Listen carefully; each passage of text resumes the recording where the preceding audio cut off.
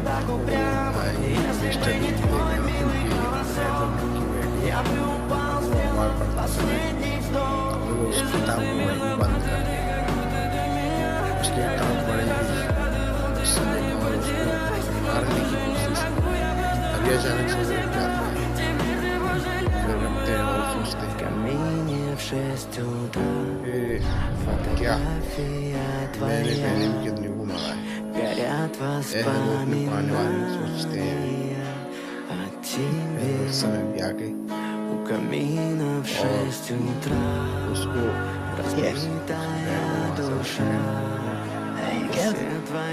अलग रख देते हैं, उस पे वो उनके आगे बैठ जाता है और भाई वो उसे खाने लगती है और वो बड़े ही खुश हो जाते हैं।